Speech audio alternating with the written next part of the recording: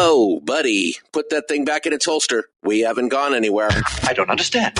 Check out the MichaelDukesShow.com for information on how to get access to the podcast. Welcome to the party, pal.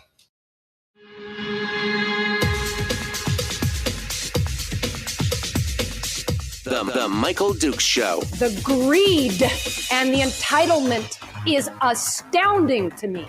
What more could you want from a low-budget radio program? This is a dumpster fire.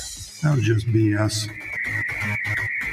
It is time to get a new perspective. We know just what you need, and we've got just the cure. Open wide and prepare for a steaming hot cup of freedom. I just fathom it.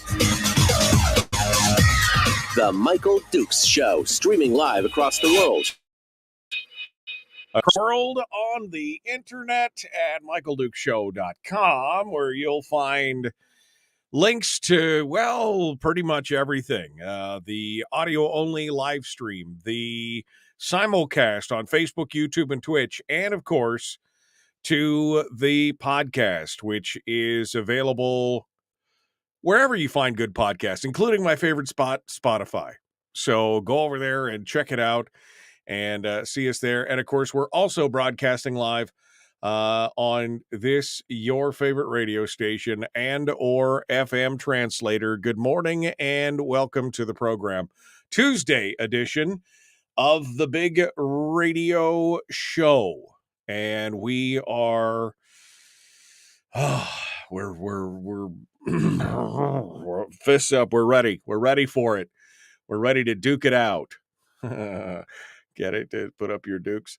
Anyway, it's going to be a good one. Tuesdays means, of course, the weekly top three from Brad Keithley from Alaskans for Sustainable Budgets. He will be joining us this morning to talk about a variety of, including but not limited to, how the ADN is trying to lay traps for people in the op-eds as far as solutions for the state, and how in other stories, they're only giving you half the facts.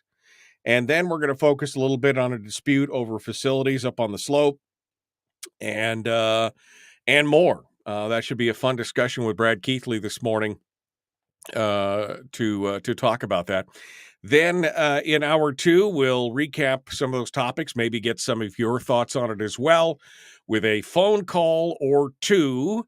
And then we will dive into it with our guru from Homer, Chris Story, who's going to give us our uplift and our weekly life coaching lesson and everything else. It's the only way we make it through Tuesday. You know, we get the big beating from Brad, and then Chris comes on board and soothes gives us a little bit of balm to our soul. It'll be fun stuff this morning, and we appreciate you guys coming on board and joining us and being part of the broadcast. So see how it works. All good stuff. Thank you so much for coming on board and joining us here this morning. Some headlines. Some headlines from around the state. We're going to talk a little bit about that, including some of the pre-filed bills that have now been put forward and are in the public eye for the upcoming session. And it's going to be interesting to look at. And the fact that a judge has now finally ruled on the case with Jenny Armstrong, who, of course, won that state house race in Anchorage against Liz Vasquez. And I guess we'll start off there. The judge in the case, Superior Court Judge Herman Walker Jr., according to the ADN, issued the ruling more than 2 weeks after hearing the case, challenging Armstrong's eligibility to serve in the legislature. This, of course, was a challenge that was brought forward by her opponent, Liz Vasquez, She was joined by 4 others who had filed a prior challenge to Armstrong's eligibility, but that case was dismissed back in November by Judge Walker on procedural grounds. The lawsuit asked Walker to declare Vasquez the winner. The lawsuit pointed to social media posts. It was said that it was made by Armstrong, and fishing license applications that were non-registered or non-resident fishing license applications. And when Armstrong registered to vote, it alleged that Armstrong had not been a resident of Alaska for at least 3 years immediately before filing for office under the Constitution. To serve in the legislature, you have to be a qualified voter who's been a resident for at least 3 years, and you had to have lived in the district you're running for at least 1 year. Armstrong had gone on to say in this court case that she moved to Alaska on May 20th, 2019. She said that is the date she and her now husband discussed and decided she would move in with him in Anchorage. She testified that her social media posts, which gave a different story, weren't always contemporaneous, and that a 2022 fishing license application traced her residency to May of 2019, and that was more precise than prior applications, and that she had not considered running for office until May of 2022, and that was the first time that she had actually determined the exact day that she had moved to Alaska. Now, I will say this. If I remember the exact day that I met my wife, I remember the exact day that I proposed to my wife. I remember the exact day down to the date. This is 30 years ago, by the way, that I invited, that we got engaged, we moved in together, I remember all that stuff, right? And if you're moving from someplace else to Alaska, you think you would remember a little bit, I don't know. This whole thing is so sticky. And what really gets me is down near the end of the article, Scott Walker is quoted basically as just this is a little snotty. He's a little snotty. Where'd the quote go? Which story am I in? It must have been the other AP story. Hold on. Because I was reading this and I was like, wow, that Scott Walker, he reminds me of Scott Kendall, not Scott Walker. Scott Kendall, who was a Walker appointee, I guess was what I meant to say. But I guess the ADN is not quoting that story. Let me go over to the AP where I originally saw the story this morning and see if there you go. Yeah, that's interesting. Interesting that the AP, that might be a point in the ADN's favor in that regard. The story in the ADN quotes the AP story almost verbatim, except for it omits. It's exactly the same story, exactly the same author. Interesting. It omits the last 2 paragraphs from the AP story. That is interesting. I guess good for you, ADN. The AP story finishes with, the case, quote, wasn't even a close call, said Scott Kendall, an attorney for Armstrong, in a statement. The evidence supporting Miss Armstrong's residency was so strong that it's frankly offensive she even had to go to trial. From the very start of this case, it was nothing more than a half-baked political stunt, and any appeal of Judge Walker's decision would be no better, said Kendall.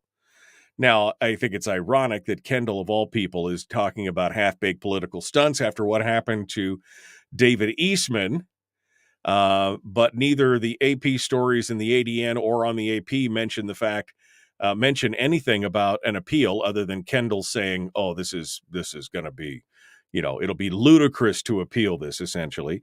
But Suzanne Downing over at Must Read Alaska, and her reporting on this story, says that an appeal is likely. So Again, I haven't been following this case. It's been kind of quiet. This is the first mention of the case since December the 22nd. That was the last time this case was mentioned in any of the mainstream news media outlet articles. And so I haven't seen any of the details or anything else, but it's interesting. Interesting that the ADN dropped off Kendall's comments off the end of the AP story. That's interesting to say the least. But as of right now, it has been deemed that she is eligible for office. So I'm assuming that the organization of the House is going to continue, and they're going to be talking about that as well. There's also a whole spate of pre-filed bills that were released, and there are some big ones. Suzanne Downing over at Must Read has got the list up there. There is a bill that's been filed to repeal parts of ballot measure number 2, all or some of ballot measure number 2. Representatives George Rauscher of Sutton and Sarah Vance of Homer from the House have both offered bills that are very similar. And our own friend, State Senator Mike Shower, has introduced a similar bill in the Senate. There are bills for making gold and silver coins acceptable as legal tender in Alaska, prohibiting discrimination against Israel in state contracts, and to make gay marriage legally recognized through a constitutional amendment. Oh, and moving the legislative session onto the road system. Hey, baby, somebody's been listening to the show. Oh, yes. That would be, now, not that it's, I would love to see it. That's Representative Rauscher, by the way, has holding the legislative sessions in Anchorage. Annie Josephson has a joint resolution, HJR 1, which would give voters the chance to appeal Article 1, Section 25 of the Constitution, which says that same-sex marriages will not be recognized by the state. David Wilson, who, as much as I dislike what he's done and what he's been doing to a lot of the more conservative aspects of the legislature, he has filed a bill to remove the Certificate of Need clause from law. And that's something that I've been fighting for almost 20 years. Not recently, but we were in the center of this fight when I was up in Fairbanks. I was leading the charge, so much so that I got a call from the head of the hospital association basically telling me what a dirty so-and-so I was for even bringing it up. I remember that day well. That felt pretty good, actually. Senator Kawasaki has got a bill that would move Alaska to a mail-in election system. Senator Bill Wielechowski with SJR 1 is asking voters if they want to put the permanent fund dividend in the Constitution. Senator Shelley Hughes has a Senate Joint Resolution 2 that would ask voters to make it clear that they don't want the state to pay for abortions. There's all kinds of different laws. And Senator Myers has got a constitutional amendment for an appropriations limit, a spending cap. So there's some interesting stuff that's coming in through here, and we might just use this as a hit list to start talking to some of these people. Representative McKay, Representative McCabe, Dan Ortiz, Representative Johnson, Vance, Rauscher, Hannon. There's some interesting additions in here. I had to laugh. Representative Carrick, one of the new representatives, they've got a bill that is about electric assisted bicycles and adding faculty members to the University Board of Regents and the university textbooks and material costs. These are the titles of the bills. So, you could just see where some of these folks are based on some of the titles of some of these bills. Okay. All right. We're going to go. We're going to come back in just a moment. I got to invite Brad. I forgot.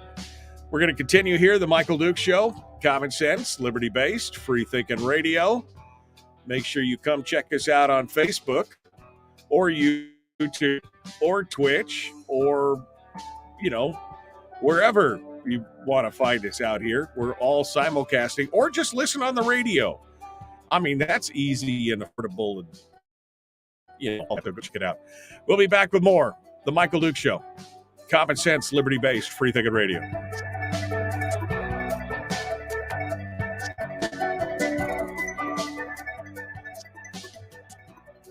If you missed the show, you can listen to it on your time with Dukes On Demand.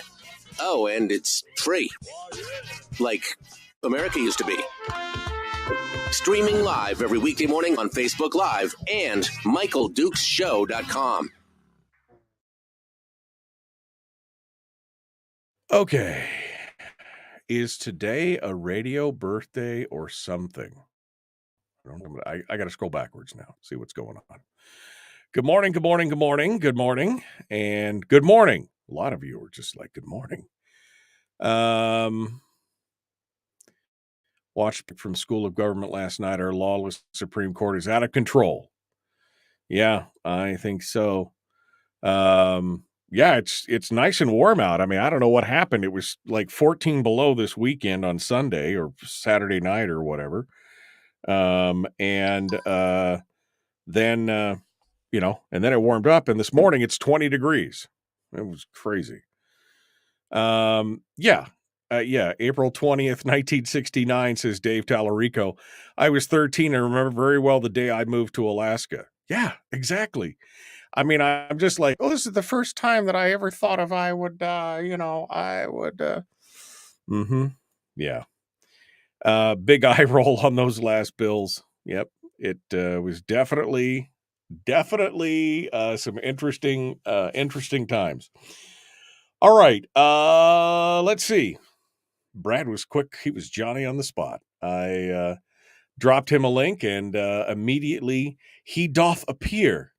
He just immediately popped right up into the thing. All right. So I guess we'll just head right on going on here and get things ready to roll this morning on the big radio broadcast. Good morning, they call him Mr. Keithley. What's happening, my friend? What's going on? Good morning, Michael. How are you doing today? It's just another beautiful day in paradise, man. 20 above. I mean, I'll take it versus the 14 below that it was this weekend. I'm happy to do it. How about yourself? You all ready? Oh, I'm doing great. I was Johnny on the spot because I thought maybe I'd missed the link, so I was scrambling through there to see. That was definitely not you, my friend. I apologize. I got way late on it. I was reading some stories this morning, and I forgot to do the one thing, which was to click through and send you the link to the broadcast this morning. So we're ready to dive. I mean, what do you make of that? It was interesting because, sometimes I read the same story from 3 or 4 different outlets just to kind of get a different feel from it from different angles. Because sometimes one story will have something that the other one doesn't. But interestingly, that the AP story from Becky Boer over at the AP, it's interesting that the ADN cut off that whole comment at the end from Scott Kendall. I don't know if I should give him kudos for that or not. I was a little confused by it. Yeah, you wonder if that's all the news that's fit to print, or that fits. If they were trying to fit a story into some block on the hard copy edition, or if that's an editorial comment from whoever was doing the editorial on, or whoever was right. Well, it's funny because it was just such a snarky kind of comment on the end of it. Scott Kendall, the case, quote, wasn't even close. The evidence supporting Ms. Armstrong's residency was so strong that it's frankly offensive she even had to go through a trial. From the very start, this case was nothing more than a half-baked political stunt, and any appeal of Judge Walker's decision would be no better. And all I could think of was, man, I just watched the Eastman trial for days, and it was nothing more than a political stunt. But, anyway, it's interesting. It's interesting to see people bang their spears on their shields and make a bunch of hula noise over stuff like that when it's all said and done. And Scott's one to do that. I mean, he's one that jump on an opportunity to bang his shield. Yeah. He never saw a megaphone or a bullhorn that he didn't want to shout into with his ideas, for sure. All right, Brad, we're coming up into it here. We're about 30 seconds out. We'll continue with you here in just a second. Don't go anywhere. Folks, please like and share this video. Like and follow the show page. Do all the YouTube-y things. Let's get it going on, shall we? The Michael Duke Show. Common sense, liberty-based, free thinking radio. Brad Keithley, our guest right now.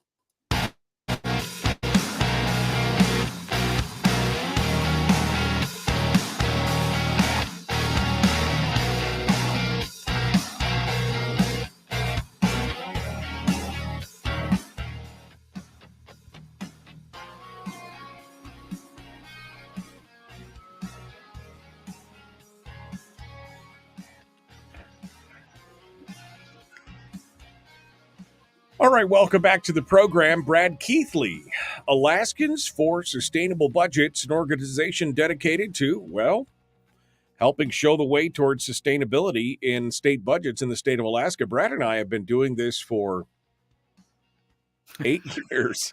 Thank God. You're gonna age us here. I was 8 years, Brad. How does the time go? I used to have brown hair. I mean, my beard used to be brown. I mean, when we got started on this thing, I don't know what happened.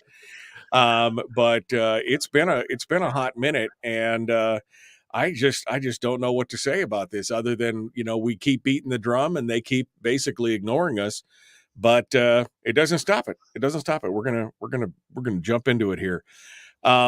Brad comes in every week with what he considers to be probably the top 3 stories of the week, or things that we should focus on as we look at this.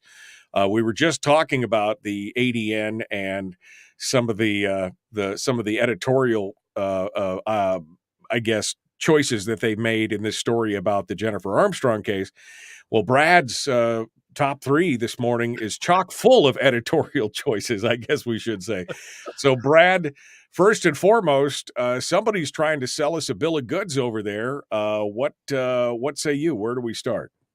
Well, the ADN had an op-ed this weekend. They've fallen into this pattern of publishing their major editorials on the weekend, and their editorial this weekend was on a spending cap, and for the first time that I've recall seeing them do it, they endorsed a spending cap. And you sit there for just the first second, and you think, oh my gosh, are they becoming fiscally conservative? Are they becoming fiscally responsible?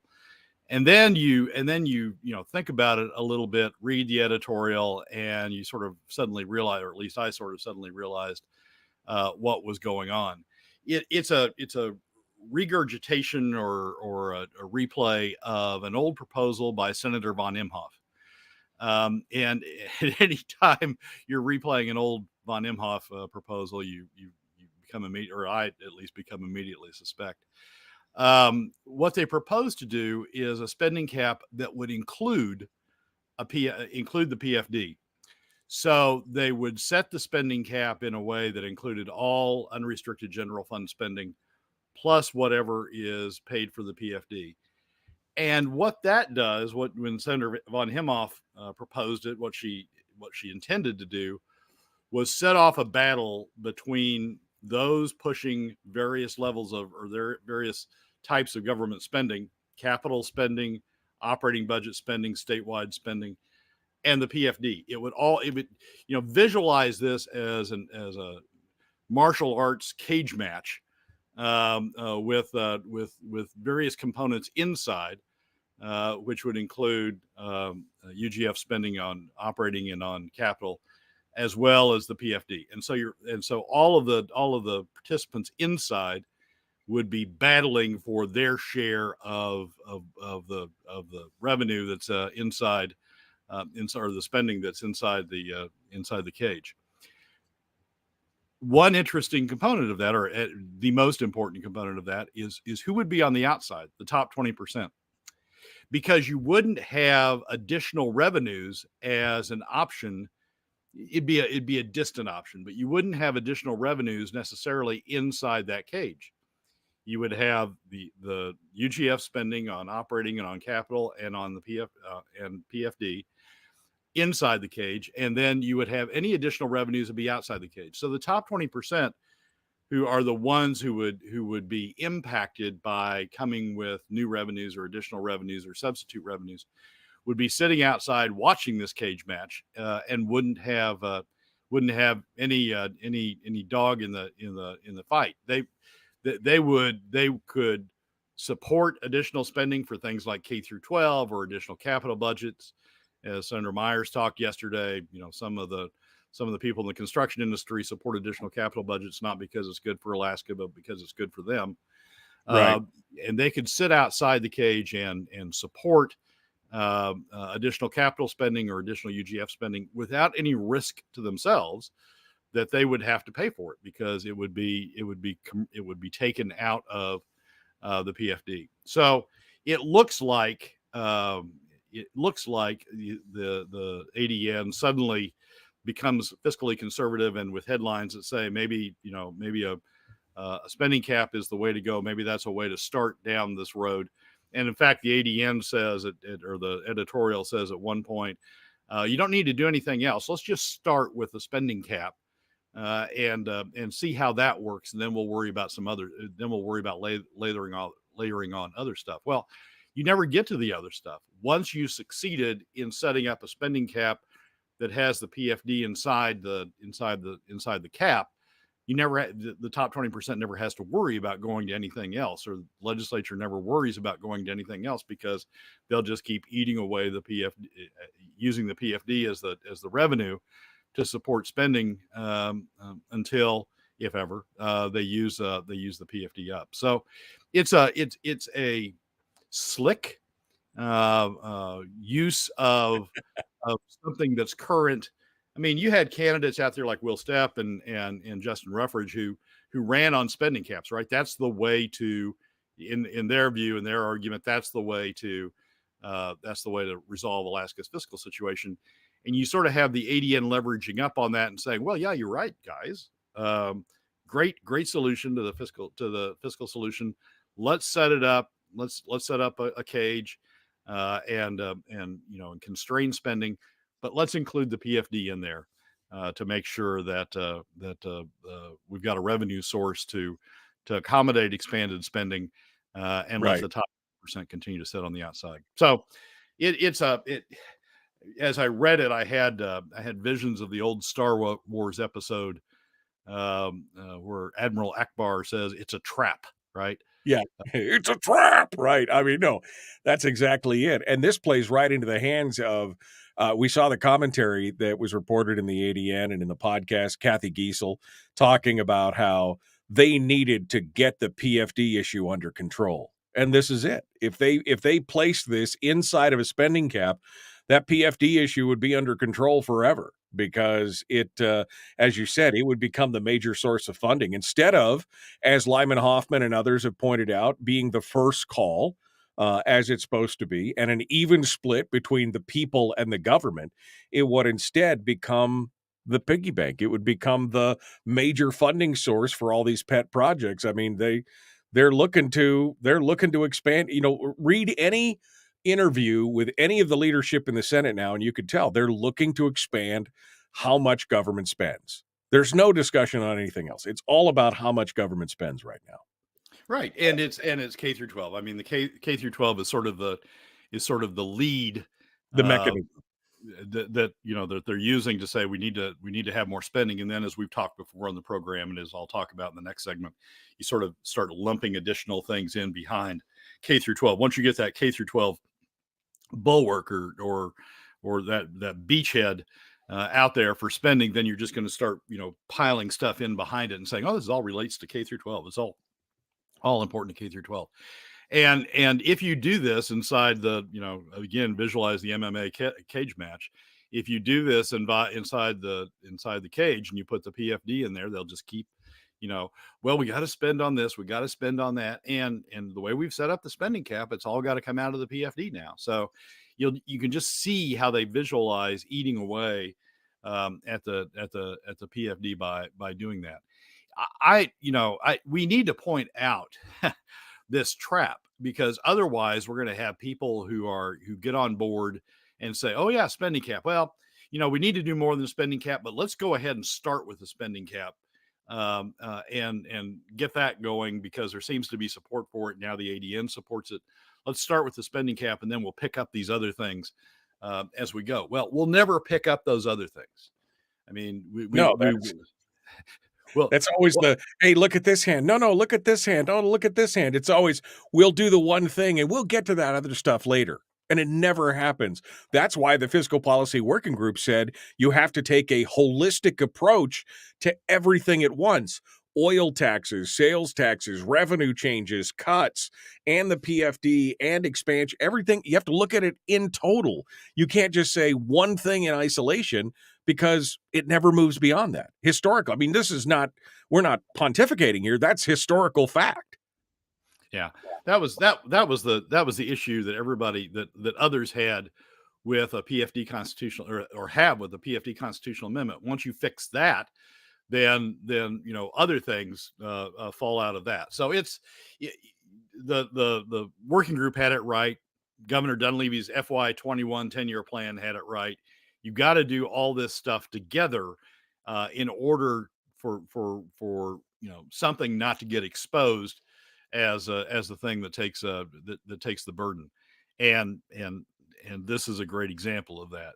Doing a spending cap, period, nothing else, and including the PFD inside the spending cap, which is the critical component that Senator von Imhoff pushed and that the ADN editorial's pushing. That's a recipe for disaster. To the extent you value middle and lower income Alaska families, to the extent you value the role that the PFD plays in the Alaska economy, that's just a recipe for disaster. So, yeah, this ADN is ADN trying to set a trap. People need to be aware of it, and we don't need others out there saying, "Oh, well, the ADN's endorsed it, so let's go down that road." Well, right. This is Aurora 2.0, right? That was the name of her plan back in the day of von Imhoff's plan was Aurora 2.0. We'll take care of it all. It'll be a spending cap. Don't worry. Trust me. We know what to do with this better than you do, right? That's kind of the whole plan here. Yeah, exactly right. Right. Well, that leads us into number 2. Give us a tease. We'll take a break here a minute early or so, but give us a tease for number 2, which also includes the ADN. So the ADN has this long lead story on K through 12 and the importance of K through 12. And it's 33 paragraphs long, which is a long story.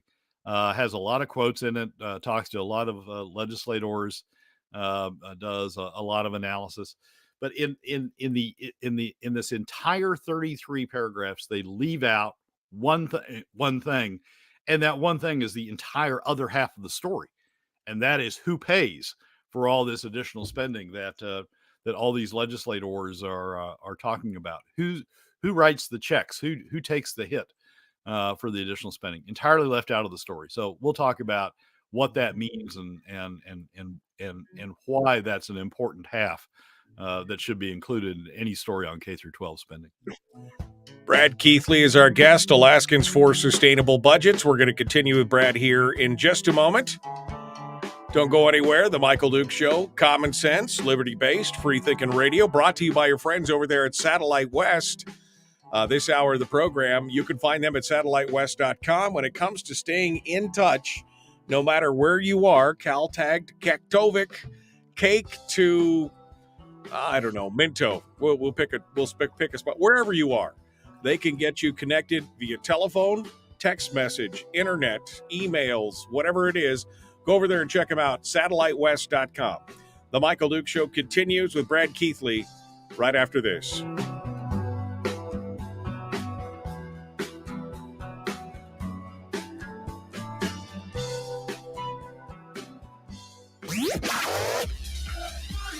Our light, our guide, and our trusted friend. Michael Duke Show.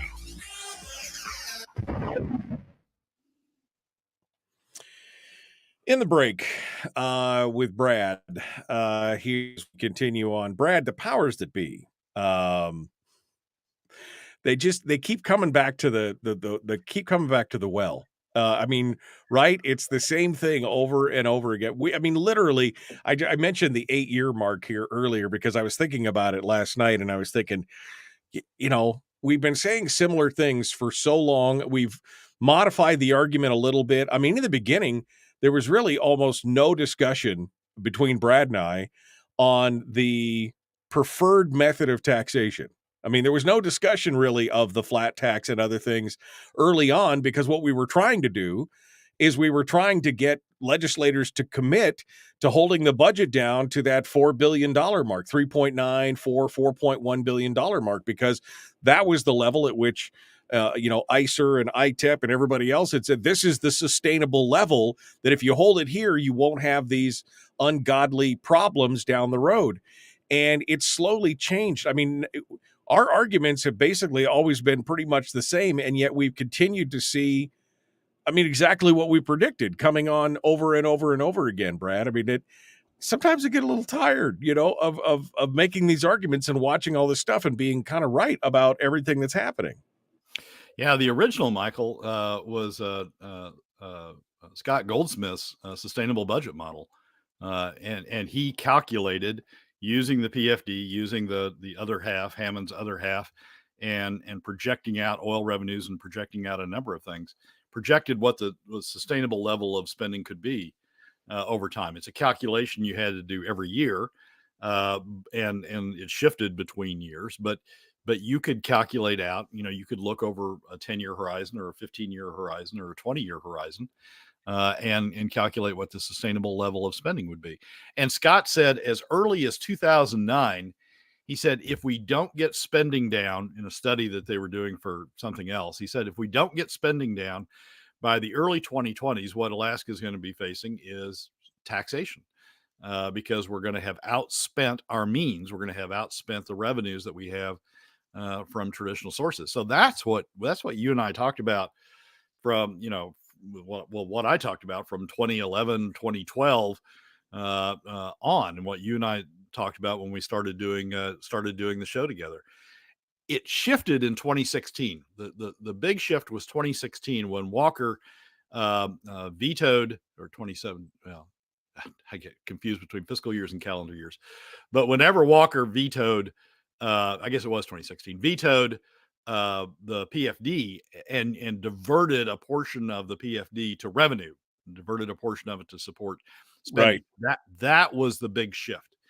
And what the discussion has been since, or what my discussion has been since, okay, if we're going to do that, if we're going to divert revenue, then we need to evaluate what's the best revenue source to do that. You shouldn't just say, okay, well, we ran out of savings. Too bad. Now we got to use the PFD as the next crutch to continue to support spending. No, at that point, we need to evaluate what the best revenue source is. If we're going to continue spending like this, we need to evaluate what the best revenue source is. I mean, we could have, and to some degree we did, dig in our heels and say nothing beyond the sustainable spending level, period. End of discussion. But, as Dunleavy found in 2019, when he tried that approach with the legislature, he just got run over, and he hasn't tried it again since. And no one's really tried it again since. So you can take that position, you can dig in your heels and say no more, but that's not the reality of the situation we're in. It's not the reality of the environment we're in. We're in an environment where they're either going to use the PFD, or they're going to use a portion of the PFD, divert a portion of the PFD, tax a portion of the PFD to revenue. They're either going to do that, or they're going to do something else. And what we've talked about from 2017 on, I can still remember the article I wrote that started this, from 2017 on, is if you're going to do this, if you're going to have additional revenue to support this spending, if you're not going to get spending under control, if you're going to tax Alaskans, going to tax Alaskans, essentially. Right. Then here's the type of revenue you ought to do. So, yeah, we started out with Scott Goldsmith's sustainable budget model, and we talked about that for years and years and years and years, and said, look, Scott's told us this is where it's going. It's going to go to additional revenues. We need to dig in our heels. We need to get spending under control. Walker blew that out in 2016, said, we're not going to get spending under control. We're going to use revenue. We're going to create additional revenues. And that's where we've been since. We've been in an additional revenue environment. And the question is, what's the best, if you're going to have additional revenues, what's the best additional revenue source for Alaska? And we've known since 2016, we actually knew before then, but it was at least captured in two reports in 2016 and 2017. We've known since that time that PFD cuts have the worst adverse impact, have the largest adverse impact. That was a big part of the ISA report, talking about, of all the levers you could pull, this is the worst one. And we focused on that as well. Keithley, our guest, The Michael Duke Show, Common Sense Radio. Here we go.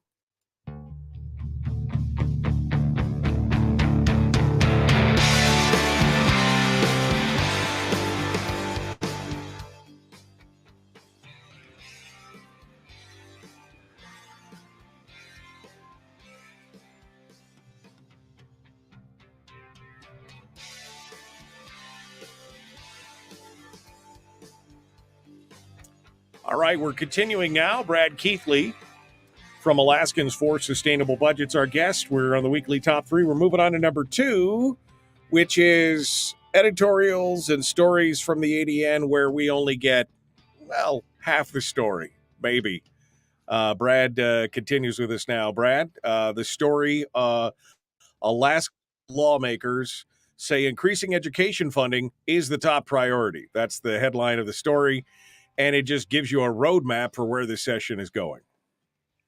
Well, yeah, and it's a, as I say, it's a long story. It's a feature story, and it quotes several legislators to say that increase in K through 12 spending is inevitable.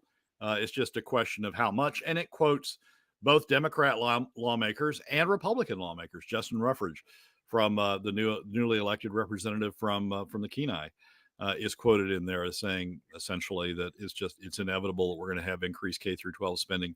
It's just a question of how much, and the how, and so it really builds the. Can I interrupt for just a second, because we had Justin on the program on last week, and I specifically asked him about the education funding, and he said, well, it might be a possibility, but the problem is, and he admitted that the system is fundamentally broken and flawed, and we need to address that as well. It's interesting, and I don't know if he's just saying one thing to my audience and something else to the ADN's audience, or if they took just one sentence of his answer out of context or something. We're going to have to watch that, because he admitted that the system is fundamentally broken and that more money, just raw more money, is not going to fix the problem. But when I saw that quote from him, I was interested, because he had just been on the program talking about how we can't just throw more money at the problem and expect different results. Yeah, well, people will rationalize that we're going to spend more money and we'll have to make some additional additions to the system. But if we make those additional additions to the system, they're willing to spend more money on it. The gist of the article is we're going to have additional K through 12 spending, and you hear that not only out of the House, you hear that out of the Senate, the new Senate majority. That's going to be additional K through 12 spending. The real question is how much. I mean, you can have an increase in the BSA, and that's one thing. But then when you read the article, you see the additional pieces coming in. You see the additional pieces about teacher retention, and about the need for defined benefits to apply to teachers, and about additional support for capital budgets for schools. So maybe a good analogy is a boat leaving a wake, right? The head of the boat is the beginning of the wake is we need an addition to the BSA to account for inflation over the past few years. That seems to be the beginning point of this argument. And then as the boat passes and the wake gets bigger and bigger, you see more things being piled in, like the defined benefit program and like the capital budget. And once we go down the defined benefit program, once we start down that, and you include K through 12 in the defined benefit program, then you're going to see other state employees say, oh, well, we need to be part of that as well, because we have, look at what's going on with the Medicaid division, and look at what's going on with other divisions. We need additional employees as well. We need additional retention. We need a defined benefit for those as well. So it's just, I mean, the article leaves you with the impression that it's just a question of how big the wake's going to be. We're going to have some additional spending in this area. The question is going to be how big the wake's going to be. But here's the thing: in the entire 33 paragraphs of the article, there's not one mention of how they pay for this additional spending, or who bears the burden of the additional spending. It's either you're left with the impression it's either just assumed that it's going to come from the PFD, or nobody's just really thought of that issue yet. We're just going to set all this spending out there, and then we'll worry about how we're going to pay for it later on. And that, to me, that who pays, where the money's going to come from, and who's going to pay that money is as big a question as anything else, because as whether you spend it in the first place, because who pays, the revenue source, has a huge impact on both Alaska families and on the Alaska economy. You take it out of the PFD and you're taking it directly out of the pockets of middle and lower income Alaska families. The top 20% are going to dodge. They're just going to go. They're going to be on the outside of the cage match that we were talking about in the first segment. You take it. Though you use a broad-based tax, and everybody's going to contribute to it. Everybody's going to feel the pain. Everybody's going to have the incentive to push back and to limit the spending to reasonable levels. You take it out of the PFD, only out of middle and lower income Alaska families, and the top 20% have a free shot. They can say, "Oh no, we need to spend more. We need to have these defined benefit programs. We need to include other state employees in the defined benefit programs, and push for a bigger and bigger and bigger program, a bigger and bigger wake." In the sense that I was talking about it before, and they don't have to pay. It's a free shot for them. So the source of the funds is as important from the standpoint of the impact on Alaskans, Alaska families, and the Alaska economy, and Alaskans overall. The source of the funds is as important as where you're going to spend the funds. And I just,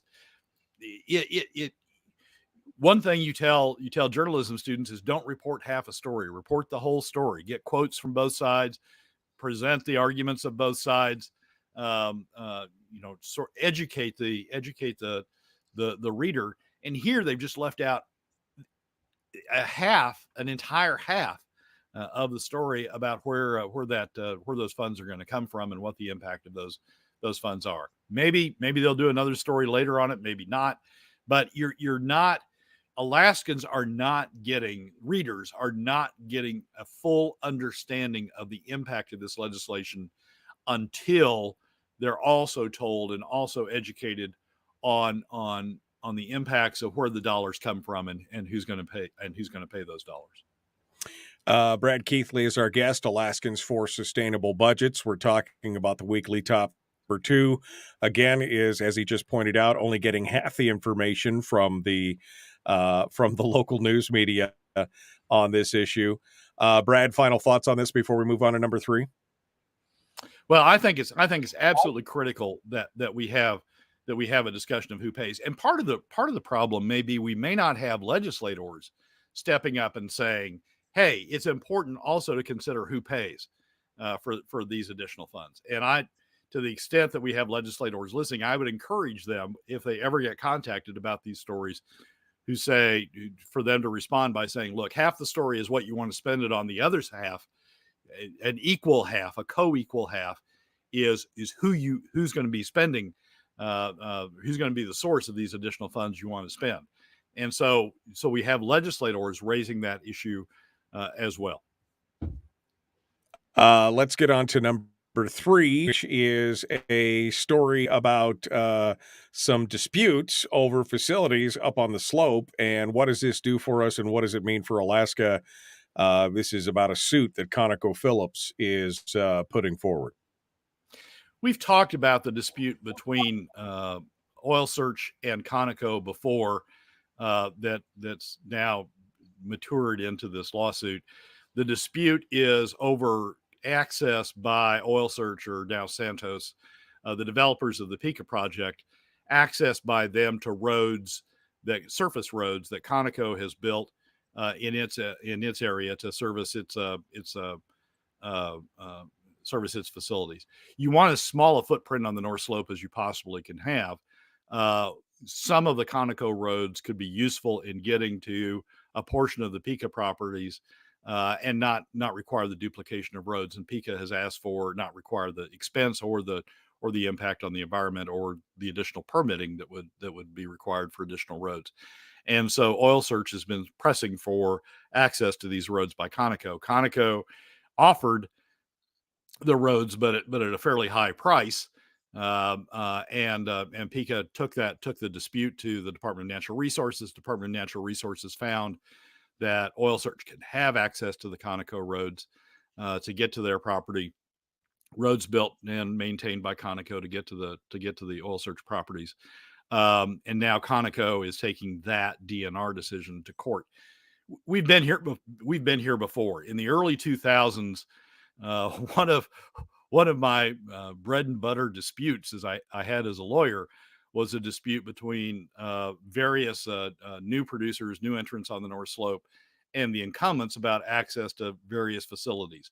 The only facilities that the producers are required to give access to third parties to are the major trunk pipelines on the North Slope. Those operate as common carriers, and third parties can have access to those pipelines. But everything else on the slope, field lines, field facilities, processing facilities, all that sort of stuff, you have to negotiate for access, and it bogs down the system. I mean, new players don't know if they're going to be able to get access, don't know if they're going to have to try to permit duplicate facilities, which they probably wouldn't be able to do. They don't know what the cost is of accessing the existing facilities on the slope. So it really slows down the process of development up there. In the early 2000s, there was a white paper that the Department of Natural Resources did that said we ought to have rules for sharing facilities, and we ought to lay out both that third parties can have access and the economic terms and conditions under which they can have access. We haven't done that yet, so we continue to have these sorts of disputes. Well, because it makes no sense to have to rebuild a road parallel to another road that's already there, but you don't want it to be priced out of the market where exploration or development can't happen. And so I think you couldn't get a second road permitted. That's sort of the real problem. Exactly. Once you've got a road, that's it. Brad Keithley, Alaskans for Sustainable Budgets. Brad, thanks for coming on board and joining us today. As always, an interesting discussion. We'll see you next week. Michael, as always, thanks for having me. Folks, we got more coming up. Hour 2 dead ahead. Chris Story is going to be joining us. We'll also have some phone calls and some discussion with you right here on The Michael Duke Show. Common sense, liberty-based, free-thinking radio. Back with more after this.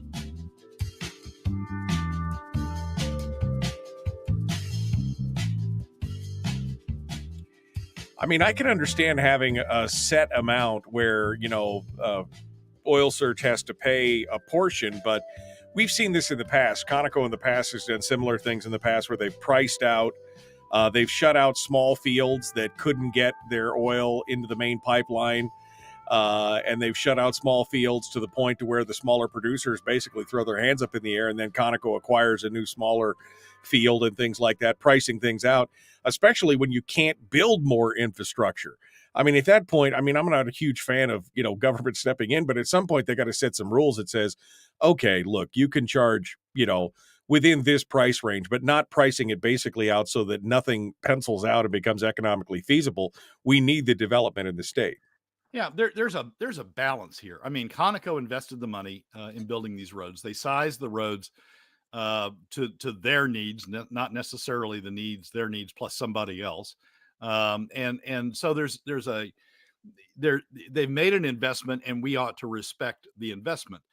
But there's a counterbalance, and that is that you're not going to get additional facilities permitted. You're not going to get duplicative facilities permitted. You're not going to get the economics of some of these smaller fields, the development economics of some of these smaller fields to work if they can't piggyback on top of existing facilities that are out there. And there's this balance here. When somebody called, when Alex DeMarvin from ADN called and asked me for a comment on the Conoco Oil Search dispute, my response was, it's DNR's fault. I mean, we've known since the early 2000s that we have these disputes. And we know that these disputes can result in slowing down, if not killing, additional development on the North Slope, third-party, independent, new entrant development on the North Slope. So we've known these disputes are out there. We ought to have rules that govern it. I mean, there is a balance. The rules ought to take that balance into account. They ought to say that, if you build a road or you build a facility, you get, priority access to it, and somebody else has to sort of work around your schedule, as opposed to, giving up a portion of the benefit that why you invested in the road or the size you made on the road.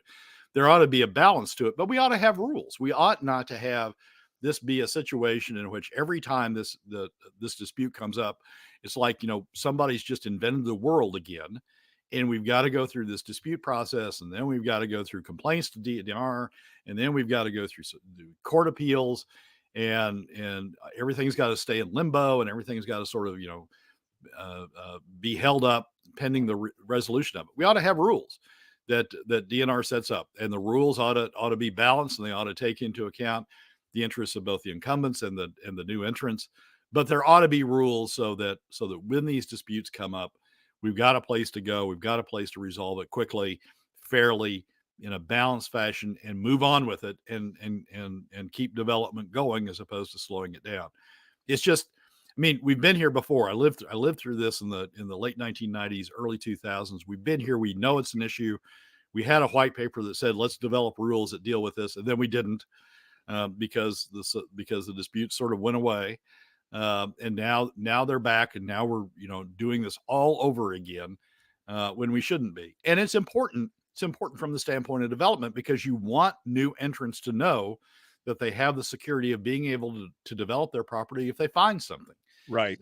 We don't want people in boardrooms saying, well, I'd invest in Alaska, but I don't know, even if I find something, if I'll ever be able to get it out.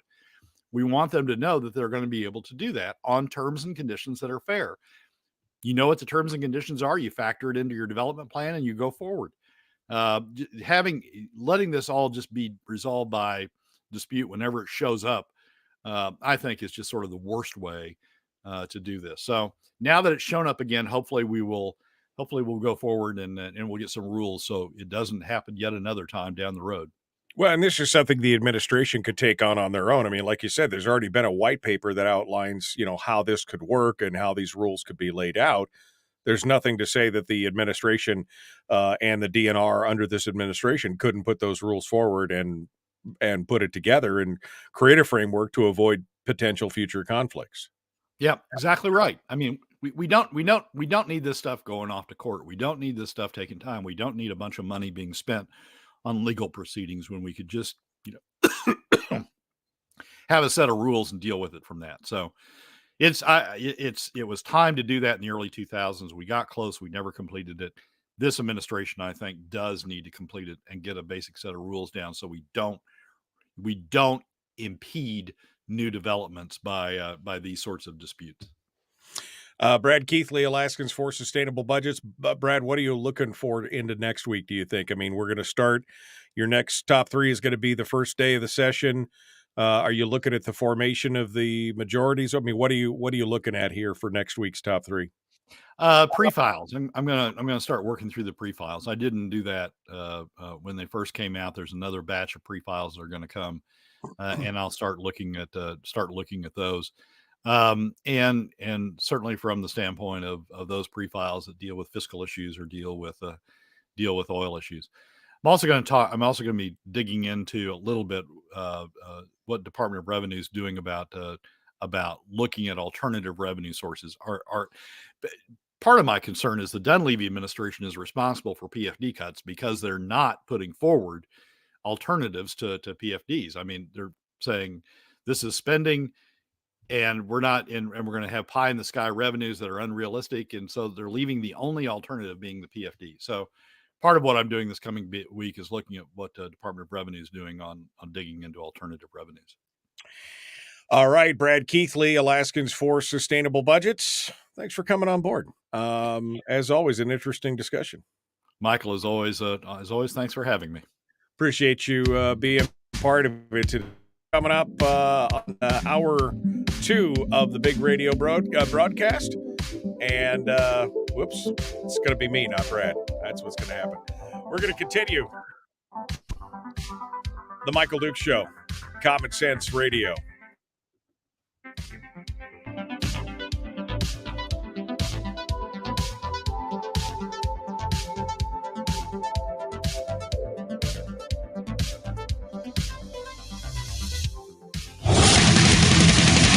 Whoa, buddy. Put that thing back in its holster. We haven't gone anywhere. I don't understand. Check out the MichaelDukesShow.com for information on how to get access to the podcast. Welcome to the party, pal.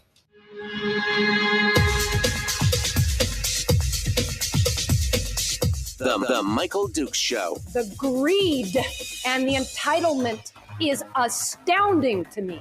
What more could you want from a low-budget radio program? This is a dumpster fire. That's just BS. It is time to get a new perspective.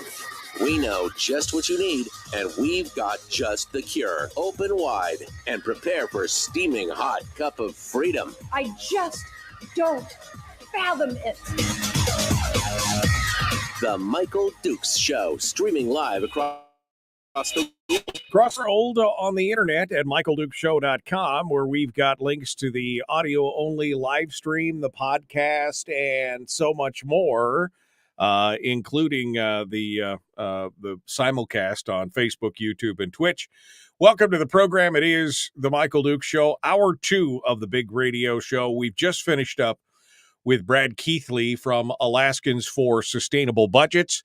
Brad came on board and gave us some of his thoughts and ideas and concerns about what we're looking at out here in the upcoming session and the stories that we're getting, the coverage that we're getting on this from the various news outlets, where Brad says we're only getting half the story, which I think that that's fair. I think that we're only getting half the story, and we need to look at the idea of who pays for these things, all these wonderful modern ideas of, we need to spend more on pretty much everything. I mean, the first thing is education, and then we move on from that to teacher retention and benefits and retirement plans, and then, all the other things, all the other ideas that they really want to throw more money at. But the question is, how do we pay for it all?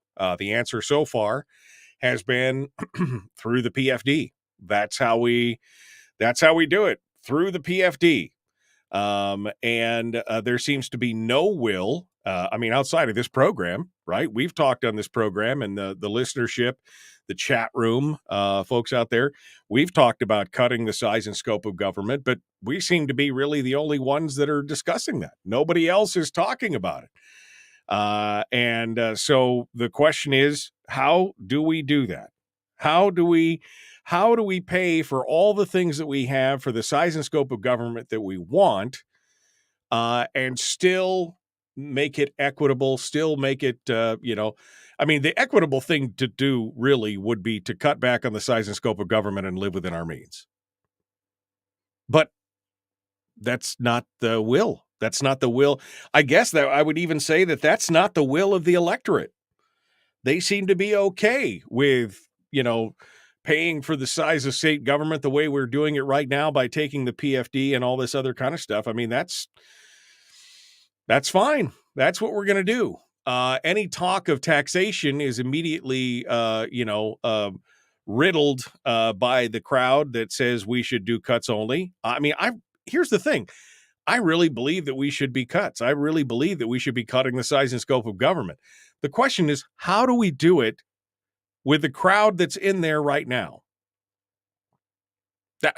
I'm really asking a question. How do we do that?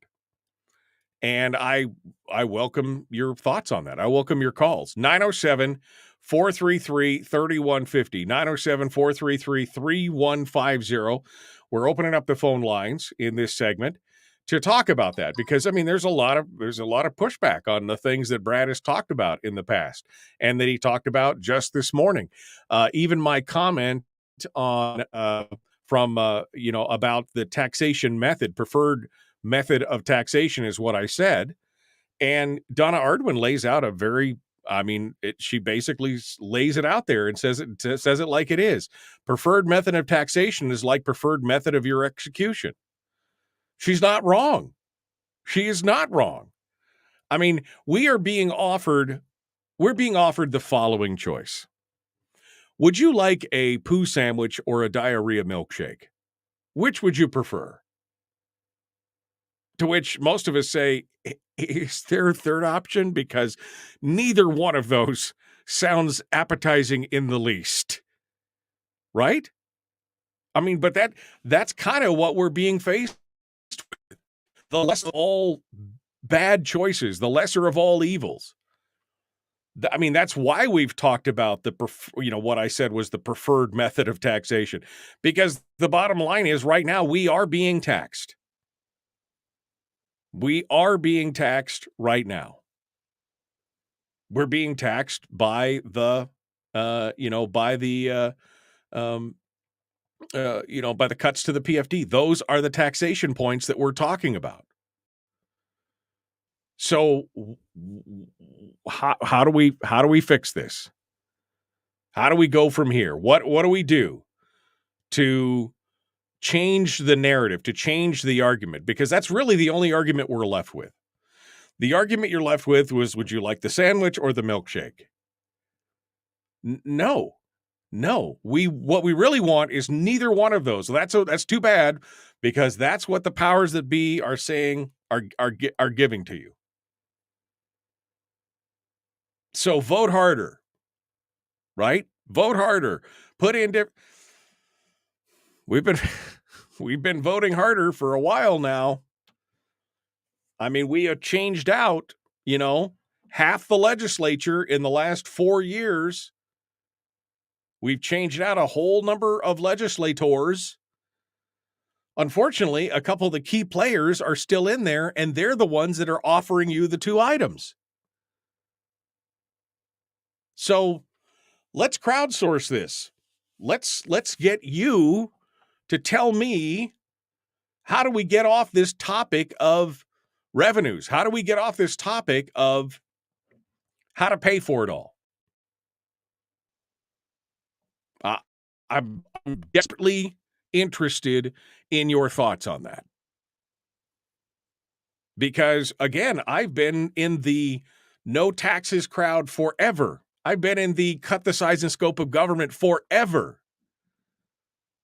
But basically, they're going to shoehorn us into this corner, and we're not going to, if we don't do something, we're not going to have a choice. It's going to be, not only do they take the PFD, but there's going to be taxation on top of it, because they can't control or have no political will to control any of the spending. Period. I mean, that's the bottom line. So how do we get out of this corner that they're painting us into? How do we do it? I have no more answers, folks. Because, I mean, I've showed everything from, the cutting back to the fiscal policy working group to some kind of manageable thing that protects the PFD. I mean, if you wanted, ideally, if you had one solution, the solution would be to enshrine the PFD in the Constitution. Because that would immediately take away their ability to excess spend on that, because they wouldn't have the piggy bank of the PFD to draw from anymore. I mean, that's a solution. But again, it comes back to political will. Is there the political will to do that? Your thoughts on this at 907-433-3150. Let's go over here to the phones and see what you have to say. Good morning. Who's this? Where are you calling from? Michael, this is Carlene in Kodiak. Good morning. Good morning. About the base allocation Muted. and who pays and how much. And it seems like we need an accurate accounting, because they claim the BSA only went up 4%. But what about all the other spending? That should all be under one heading in accounting, all combined. for spending for education. When they make it all separate, it sounds like they're just scraping by. Right. Well, I mean, that's part Unmuted. that's part of the problem, Carlene, right? I mean, that's the whole issue right there, is that they are taking and cherry picking one thing out and saying, look, we haven't increased the spending on this one item. And so we need to, what we really need to do is we really need to increase the spending on the wide item. Pay no attention to the fact that we've spent exponentially ever increasing amounts of money on all this other stuff. But, go ahead and do that. This is the ploy that they're using right now.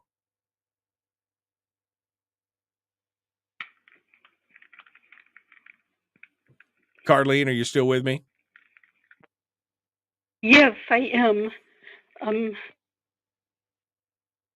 It just feels like the same thing is going on with the Medicaid and the separation with Health and Human Service. Now they can just Muted. Right. Well, I definitely see that, Carlene. I see it being Unmuted. a problem. I'm sorry, Mike. For sure. Thank you for calling in, Carlene. We appreciate you being part of the show today. Let's go over to the next line and see what you have to say. What is the solution in your mind? Good morning. Who's this? Where are you calling from?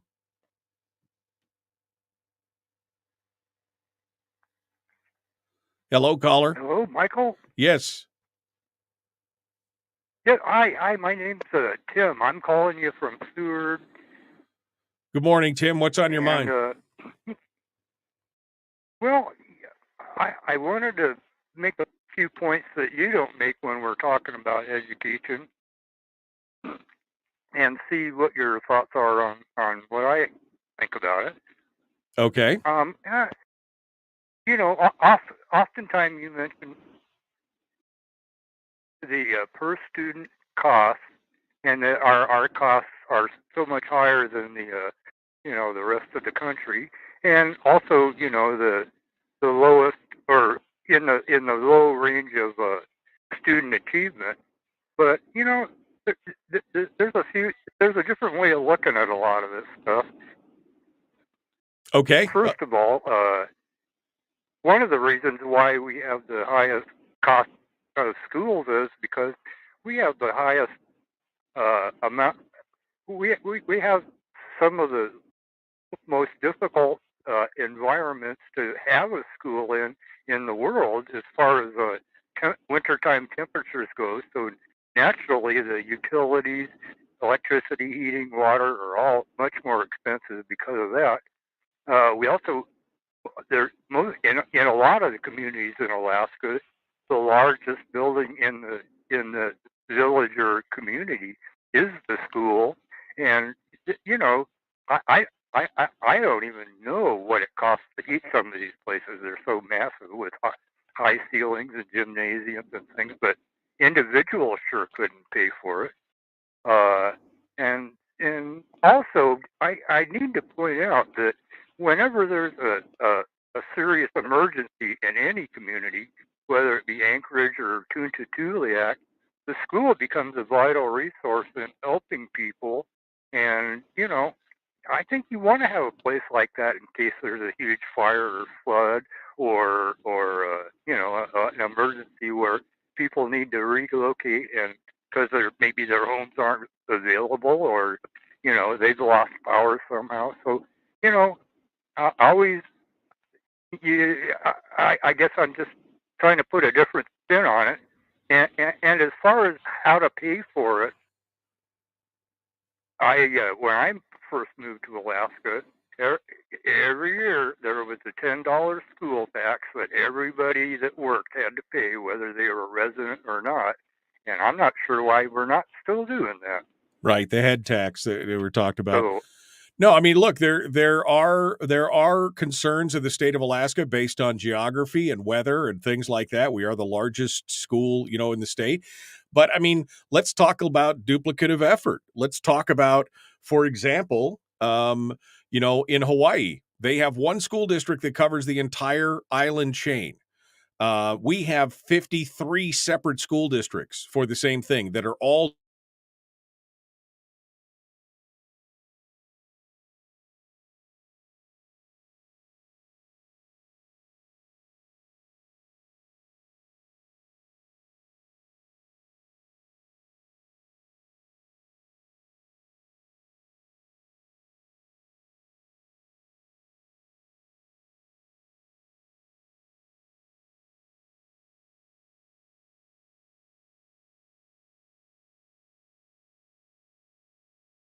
due cost a variety of areas.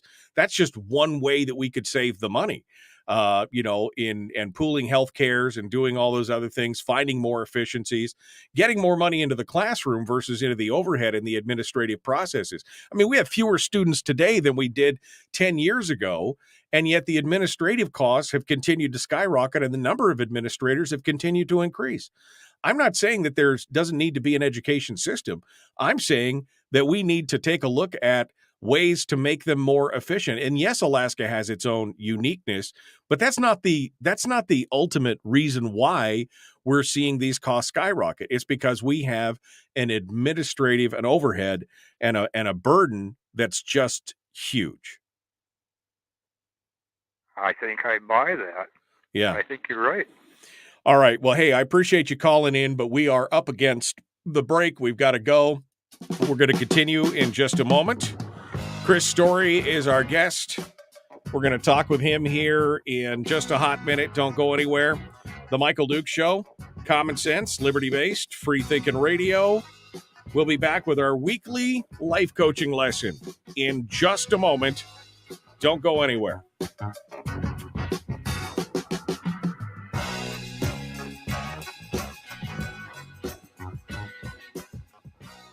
We're broadcasting live through a series of tubes. Allowing all of these entities to provide streaming stuff going on the internet. Well, it's kind of hard to explain. Sorry. Streaming live every weekday morning on Facebook Live and MichaelDukesShow.com. Okay, we are in the break right now. Chris Story is going to be here in just a moment, and so we're going to continue with him and get our weekly life coach on.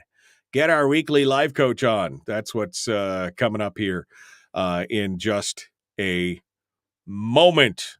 We're going to be happy. We're going to be happy that that's coming out. Appreciate you guys being part of it here and coming in and joining us.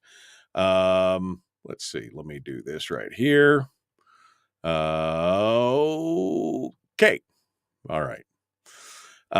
Making sure everything is going on here. Let me see what you guys have been talking. The Alaska Policy Forum has published good papers on Alaskan education spending. Sarah Monteblano would be a great guest. All right. Well, we'll see if we can reach out to Sarah. Thank you for the hot tip there, Donna. I appreciate it. Donna Ardwin joining us on that. Unless you actually agree with Harold on, unless you reform the education funding in the state, nothing positive will happen for scores and the chronic budget deficits. Yes, that is something that we're talking about. Absolutely. I absolutely say that is the first thing that we should be tackling is that issue of reforming the education funding and the formula and looking at things like consolidation and all that other kind of stuff. If Alaska education, wrong one. If Alaska education was in the top 5 instead of the bottom 5, I would say money well spent. Yet we're paying too much for poor performance. Yes, and the performance continues to slide. That's the biggest concern, is the performance continues to slide. And we still have, 1 in 4 students don't graduate. And those students that do graduate require remedial education to be able to get into college level classes on things like math. I mean, that shouldn't be happening with the amount of money that we're spending on these systems. That should not be happening. But here it is. Here's where it sits. Anyway, it's kind of crazy stuff. Chris Story, the man from Homer, joins us this morning. Hello, my friend. How are you doing this morning? Good morning, Michael. Fantastic. On top of the world, no complaints. Other than I learned this morning, I'm being taxed.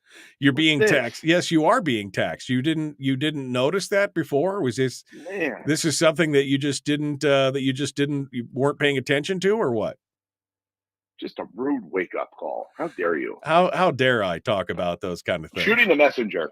Yes, exactly. Chris Story, author of The Backyard Millionaire and many other stories as well.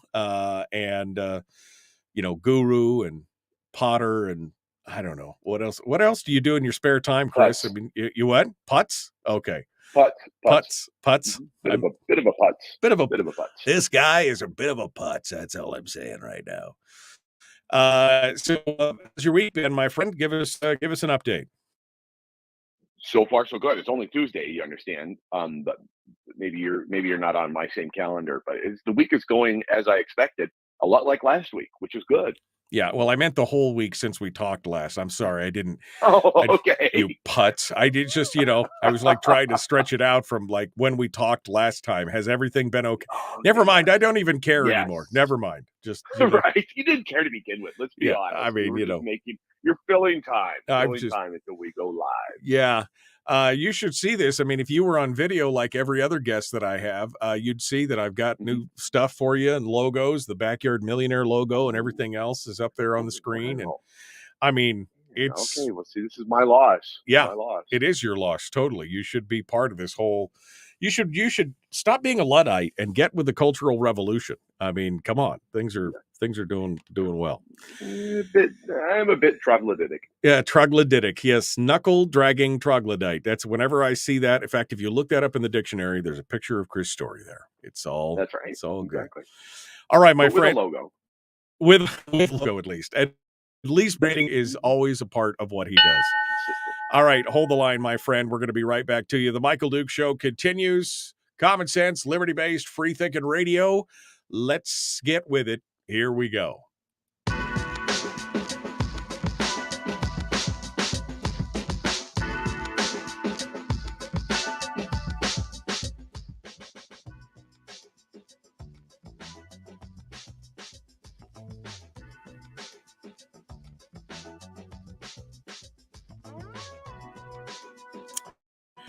Okay.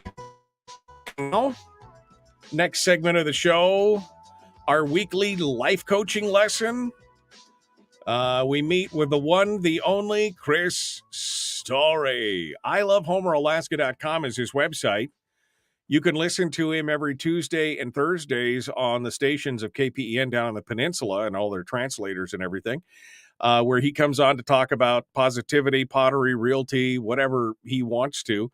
And of course, he comes on every week with us to chat about life and give us a little bit of a coaching lesson on things. So, good morning, my friend. What's going on with you? What's happening? What are we discussing on today's big radio broadcast? Only what I need for myself, and that's one of the essence of what I do in this field, in this area that I have been studying and researching and reading and committing myself to for the past 22 years is only for what I need. So if what I need happens to overlap with what you need, energy, and maybe next week will be for you. But today I want to talk about leaping into your best life, how to leap into your best life this year in 2023. Okay. So kind of a new year, new day, new idea, new attitude. Mm-hmm. How do we leap into our best life? What is the choice here? Well, I don't know if you remember, you and I were having lunch at a Thai restaurant last summer when you were in town, and I gave you a coin. I gave you my copper coin, which is the coin of Elm on top of the world, and has our logo on one side. On the reverse side, 3 instructions for living a good life. And I minted these coins for myself, and I love to share them with people that I care about, because the philosophy that's on the reverse of that coin means, I believe, the bare essence of what it is to live a good life, which means to look forward, learn from your past, but live right here in the present. So as we look at leaping into our best life this year, looking forward means that, yes, of course, we're going to set goals, and we're going to set goals that are compelling, something that will pull you forward, not just comfortable or maybe just a little, raising the bar a little to meet minimum inflation expectations and, minimum viable increase over time. No, I'm talking about something that will compel you to leap out of bed, and something that gives you a bright, shiny future to look forward to. However, The admonition is do not live there. You can't live so far into the future that you're ignoring now, that you're ignoring this conversation because you've already moved on to something that's going to happen this afternoon or next month or year. You tell you and pull you forward, but you don't live there. You still live in the present, but you reflect on where you want to go. That's, I think, the secret to leaping. Yeah. Well, this is also, I mean, I think that there's almost an antithesis to what you just talked about, because you'll find some people who live there, who live in the future, who are living, we would potentially call them daydreamers, right? I mean, people who are so wrapped up in the future that they're not paying attention to what's going on now. But you'll also run into people who live in the past, right? I mean, this is the guy that you went to high school with, star quarterback, who now works down at the Piggly Wiggly, but all he does on the weekends is try and relive the glory days of when he was the star quarterback, kind of thing, right? So I mean, you can go too far in either direction. You can live too far in the future, and you can live too far in the past. Instead of learning from the past, you're dwelling in the past, and you need to be focused, again, learning from the past, looking towards the future, but living in the moment. Precisely. And learning from your past, learning from where you've been, looking at the roadmap of your life that got you here, and being grateful for those experiences, but not being the victor or victim from the past. The victor is the quarterback you described from his senior year in high school, and the victim is the person who grew up with lack, impoverished of love or money, or who went through different experiential things that are horrific and horrible. And I'm sorry. However, if you live as that victim for the rest of your life from your past, it's going to predict your future. So you can look backwards, as you just said, and then learn from those and be grateful for having had them, even if they weren't great. So it created, and you can recognize that you wouldn't be who you are today absent those experiences. So often the things that, it's Napoleon Hill's quote about, with every adversity comes with it the seed of an equivalent or greater benefit. That can be your past. That could be in a very adverse past, and yet it's helped you become who you are today. So learn from it, but don't live there. Don't live, as you say, in those glory days or in those gory days where it's just awful and you continually perpetuate victimhood into your present, because Sure. You're destroying your present, which will impoverish your future. Right. Sure. No, I mean, I think that's the glory days and the gory days. I like that, because that is 100% true. We see people who, wear their victimhood like a shield. I mean, they utilize it to justify their current path or their behavior or their failure or anything else, just like we see people who are living in the glory days, saying, I don't have it and I should because I was the star, whatever, the prom queen or the quarterback or the state champ or whatever.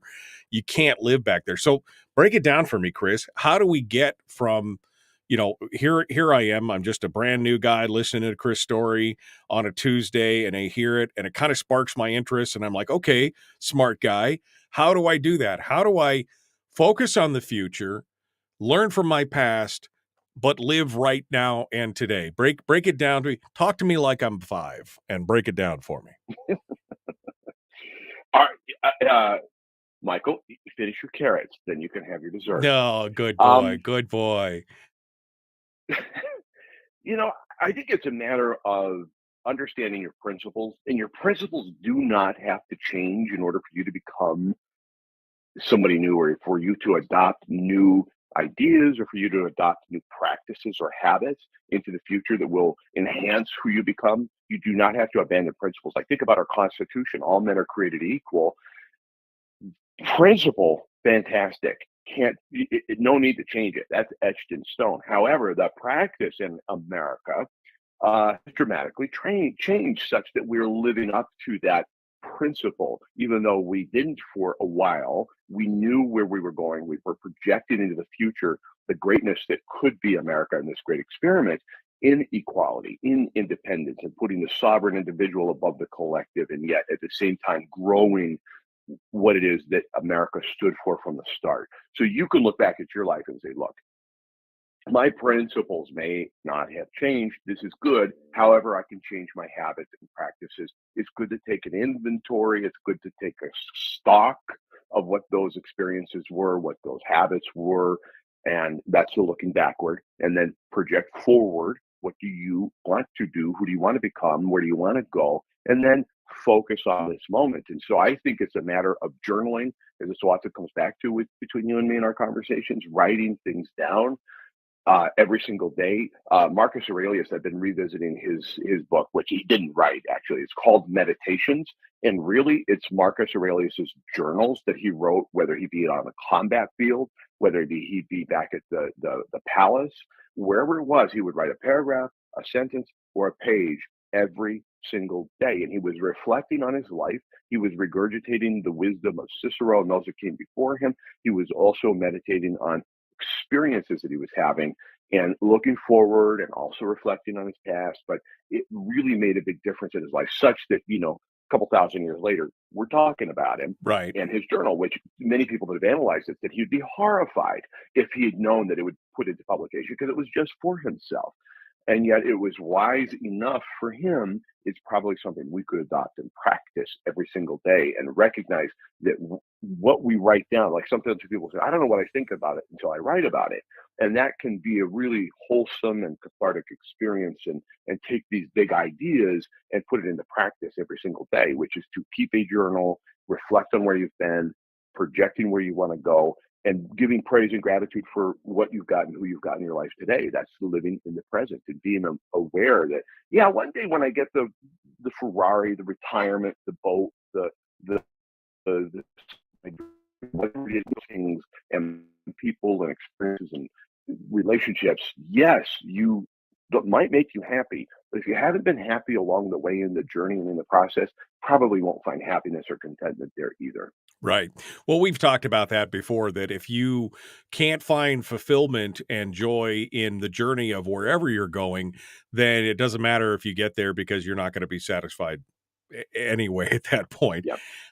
But precisely. Yeah. And I like this idea of, writing things down. I mean, I'm more of a visual guy. I'm more of an audio guy. I seem to have a hard time in some, to motivate myself to write, to write journals or to journal or do some of those things. But in the few times that I have written down my goals and accomplished it and ruminated on it and studied it, it has had a big impact on me. And so I think that you're right. To me, that's the one way to look forward. I'm not trying to live in the future. I'm not trying to, spend all my time daydreaming about one day when I hit the big time or one day but it gives me the focus of, if I'm going to be doing the things that I'm doing, how do I need to get there? And I think, I think that's important. So how do you utilize that to also, not to not find yourself living in the past? That's something that I haven't struggled with, but I've known people who have lived and struggled with that, where, again, whether it was the gory days or the glory days, they just can't seem to get out of that. How do you utilize the journaling to do that? Or is there something else that we'd use for people who are stuck looking backwards in the rearview mirror? I love this quote about this question, and it's a bit of a question quote. Are you living a new year, or are you reliving last year? Are you living the same year over and over again? Les Brown said, many people die at 25, but don't get buried until they're 85. And they're just reliving the same year, absentmindedly sleepwalking through life. So you can analyze and ask yourself that question and get really honest with yourself and say, wait a minute, do I truly want to leap into this year and become more, do more, have more, contribute more, or do I just want to relive last year? Because you can do it. Because it's already January 10th? Yeah. Well, it was this date, this time last year. Are you going to do on January 10th what you did last January 10th? You could do it. And I'm not here to criticize you for doing it unless you're absent-mindedly doing it. If you're just doing it because that's the way you've always done it, I suggest you stop, take a real hard analysis, and project into this year what you want to do, have, become, contribute. John Maxwell said the greatest enemy of tomorrow's success is today's success. So if it worked today, well, my God, why shouldn't I do it tomorrow? Well, because if you're doing it absentmindedly or unintentionally, the unintended consequence of reliving today tomorrow is that you're not really living in the present. I just sent you a text message, Mike. I don't know if you got it, but it's a picture of a journal I had made, got made. I don't know. I'll let the editor figure that out. But I had these made at Vistaprint.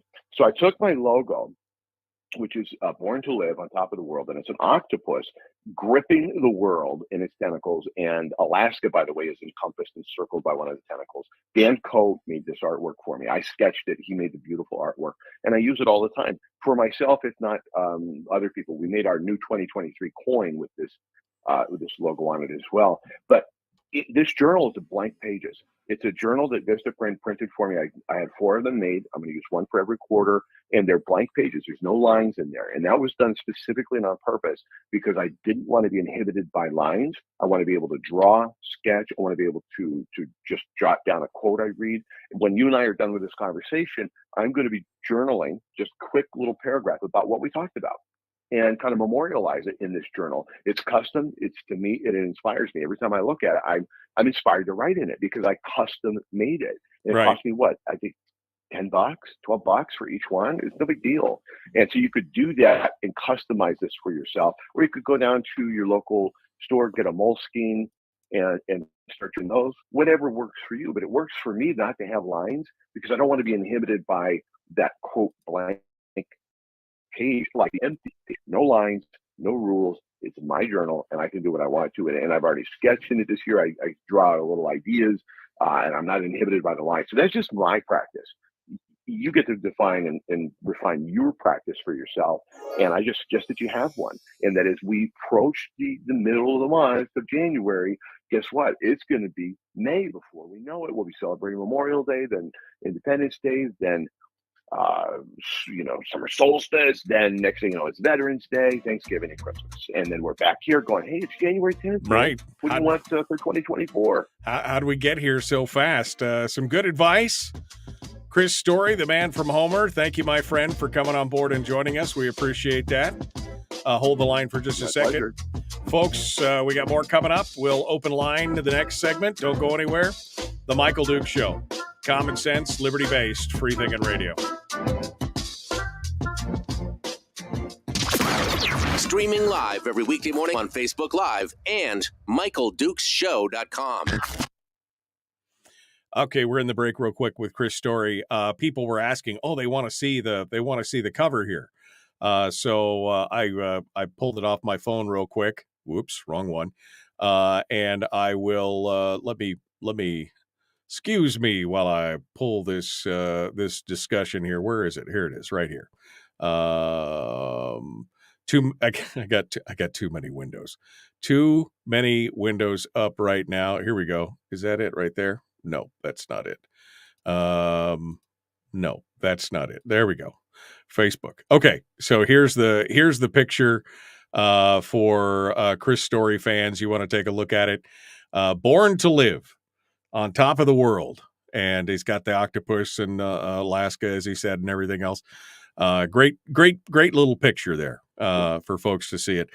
Chris, final thoughts on this. This because I love how you come in at the 10,000 foot level and you're showing us kind of the overview, but some of us are just struggling to make it day to day. I remember I was watching a show the other night, and one of the characters in it said, was talking to his boss, and his boss was saying, what we do is dangerous, and you probably should have just listened to mom and dad and not come with me, and blah blah blah. And the kid's like, I woke up every morning, I went to work, I came home, I drank some whiskey and smoked some weed or whatever, and I went to sleep, and I got up and did it the next morning, and that's not a life.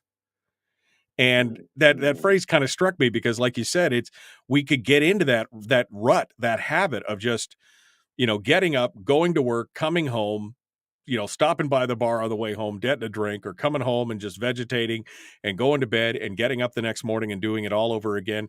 And no wonder we don't feel like we have a fulfilled life, because we're just in that rut and we have no direction. This is what you're talking about with that looking to the future and informing all of our current decisions based on where we're going, on our future vision and learning from where we've been in our past vision. Am I right there? Or? Yeah. No, I love that. And that's why I created these coins that I keep one in my pocket at all times. And it's just a constant reminder to myself, if I have to be slipping into the future too far, or reveling in the past too far, or reminiscing in a regretful, mournful way on something that's lost or gone, I grab that coin.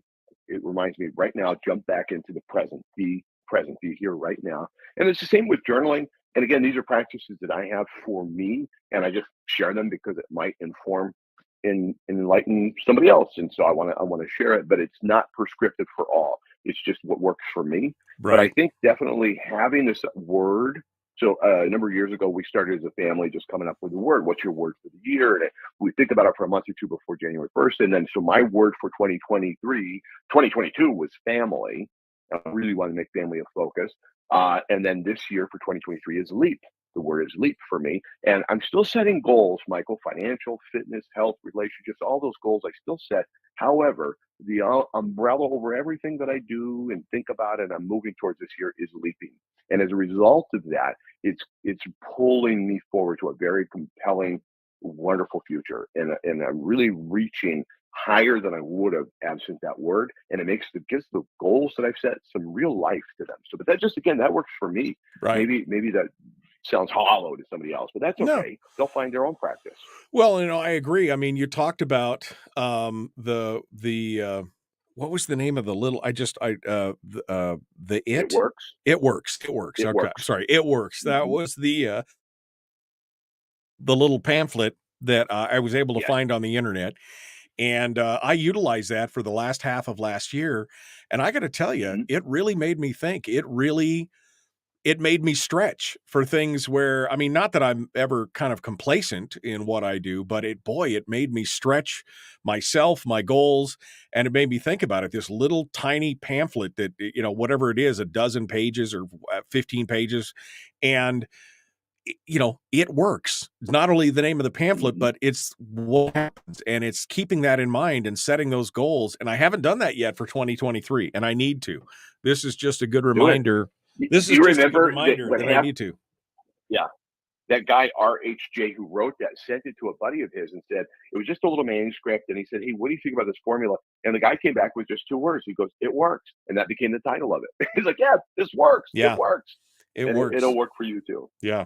Well, Chris, thank you, my friend. As always, a pleasure to speak with you. You and I should probably speak later today as well. But we'll get things squared away. Thanks for coming on board today. I appreciate it. I had fun. Thanks for having me. Appreciate you being part of it today. Maybe next week we'll talk you into video. I don't know. We'll see. He just hung up on me. That's okay. It's okay. It's all good. It's all good. We'll try and get it done. All right. Let's go over here and we will continue Chris Story, our guest on the big radio program, The Michael Duke Show. I guess we'll open up the phone lines and we'll start from there. I guess I can't talk anymore. That's what it's all about. Let's get back to it. The Michael Duke Show, Common Sense Radio. Like it, share, follow. Here we go.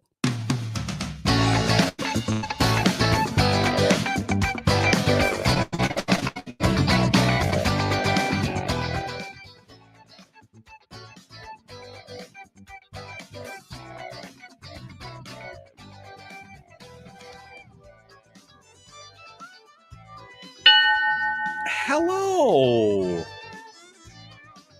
Yes. That ding means that we're back to it. One final segment of the show this morning as we get ready to go. Yes, to Shayna, it was Tulsa King. Thank you very much. Talking with folks in the chat room this morning. Don't forget, you can always be part of the chat with us by going over to Facebook, facebook.com/Michael Duke Show, facebook.com/Michael Duke Show. And we'd love to hear what you have to say. I've left the phone lines open this morning for discussions and topics and whatever else that I guess we'll just open line, whatever you want to talk about this morning. We'd love to hear from you. and see what you have to say. I mean, I'll go back to what I was talking about at the beginning of this hour and of this segment, which is, of course, the idea that somehow we can, we can find a way to achieve our dreams. And our dreams here on the program, I would think that my dreams and most of the listeners' dreams is, that we could cut our budgets and live within our means here in the state of Alaska. That's the dream. Is it viable? And how do we get there? Because again, I've been, for example, talking with Brad Keithley for 8 years now. I've been talking with Brad about sustainable budgets, living within our means, getting politicians to that first year, it was so funny, 2014, to try and get these politicians to commit to trying to hold the budget at 4.1. That was the first number. And then it went down to 4, and then it went down to 3.9. But $4.1 billion, trying to get politicians to commit to trying to hold that budget number was, it was like trying to hold water in your hands.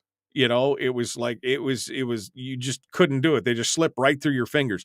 They didn't want to commit to that because they got a constituency to impress or to a election to win. And they didn't want to commit to that because, they got to get back in there to get things done. And so it doesn't matter what happens or how it hurts us down the road. It's the immediate, now is the time that we need to get, we got to make hay while the sun shines. Let's do it now. Do it now. And so they wouldn't commit to it because they knew that it would lock them in. But unfortunately, we're getting to the point to where somebody's going to have to pay the piper. Either we're going to move forward as we've been doing right now, and we're going to lose all of the permanent fund and then be taxed on top of it, or we're going to have to take our lumps now and try and cut back on, the spending. I just don't know how we do it. I don't know what the solution is based on the makeup of the folks that are in there right now. So give us your thoughts at 907-433-3150, 907-433-3150. Let's go over here to the phones and see what you have to say. Good morning. Who's this? Where are you calling from? Randy in Fairbanks. Randy, what's on your mind? Well, I have kind of an off-the-wall question for you, and that is a question that I've been asking a few people in the past month here and there. And the question is, have you ever heard of a person here in Alaska that you know of anyway, that has paid into Social Security all of their working career, but then when they become of age to be able to get it, they just decide not to. They decline to do it. I can imagine, for instance, a millionaire might possibly do that. There could be some millionaires that just don't take it. I was just curious. Have you ever heard of a person like that? I personally have not. If I was, if I hypothetically, I was a millionaire by the time I retired and was making a good income, I would probably still draw the money because I paid into it. So, I would not be that person probably, but I've never heard of anybody who has done that, Randy. Is that, are you looking for somebody? Is that what you're looking for? An example of, or are you not going to draw your Social Security when you hit that age since you paid into it? Well, the reason I'm asking is because I'm thinking of taking it. I recently became 68 years old, and I thought to myself, well, that sure could help me out. I could kind of reduce my working hours, and I'd have more time to do what I want to do. And but I just somehow, but then again, I hesitate just a little bit. We have a $31 trillion national debt, but the fact is I did pay into it all my working career, and so I think it's moral to take it, but I just somehow feel like I owe it to myself to hear somebody give some point of view to the contrary, why they think maybe they don't think that other people shouldn't take it, but why they don't take it. I just love to hear that. If somebody would come up and, it wouldn't necessarily change my mind or anything. I still want to take it, but I feel like I should hear that. Right. There's somebody out there that was built that way. Well, I think you've reached the crux of the argument, though, Randy, and it's what I was saying before you replied, which was you paid into that. That is your Right. money. I mean, you paid. Now, there could be all kinds of arguments about how, well, it used to be 14 workers supporting one person now who's, paying back into Social Security, and that's changed, and now it's down to 2 or 3 workers. But the bottom line is they took that money from you with the indication and the intent of giving it back to you when you reached a certain age. It is your money. Yes, I would take it. I think not only, I only think it's not that it's just moral, but it's right. It's the right thing to do. Otherwise, it kind of makes the whole system, worthless at that point. The government has already made it worthless by what they've done to it, but I'm going to take my money back out of it because it's not my responsibility personally to make sure that the government did a good thing with it. I'm going to do it though. I'm going to do my thing. So I don't think you're going to find anybody out there who's going to be willing to do that. Yeah. Well, I appreciate those thoughts. And one thing I want to do, I haven't done it yet, but on the annual sheets that they've been sending me over the years, every year they send you this sheet for your Social Security, how much you'd get if you took it this time. But they also show how much you've put in over the years, kind of divided up by sections of years.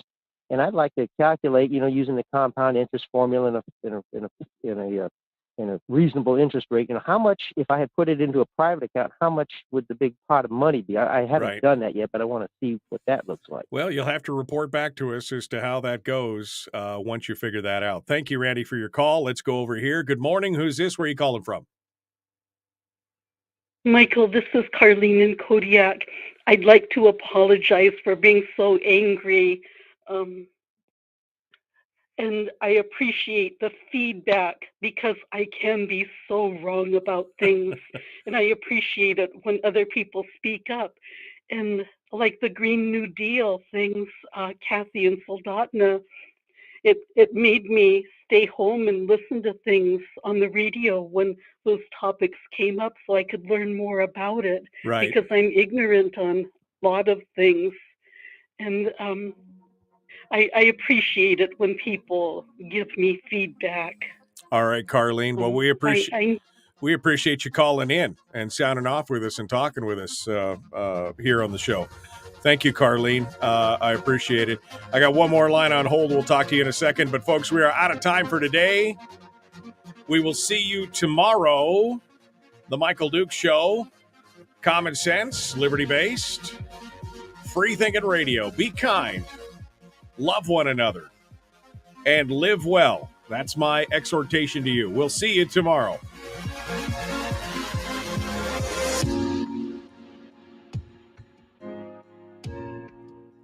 All right, we got one more line on hold, so let's go over there since they were kind enough to hold on and see what they have to say. Good morning. Who's this? Where are you calling from?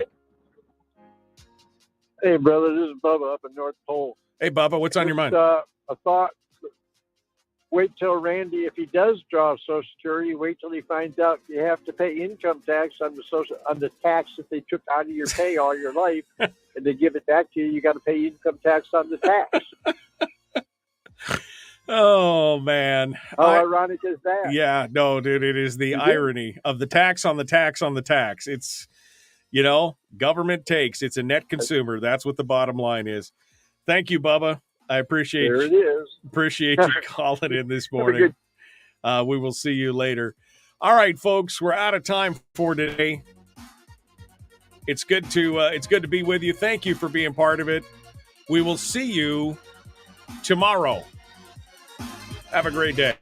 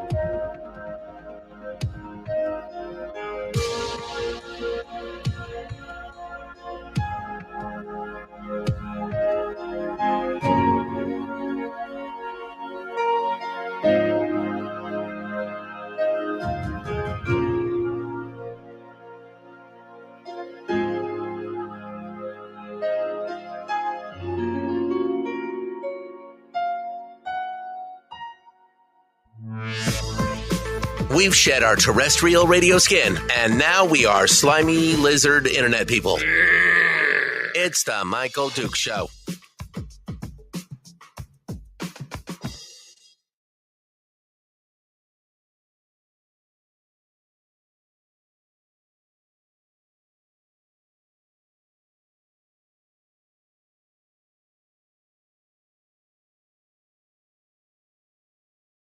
Party.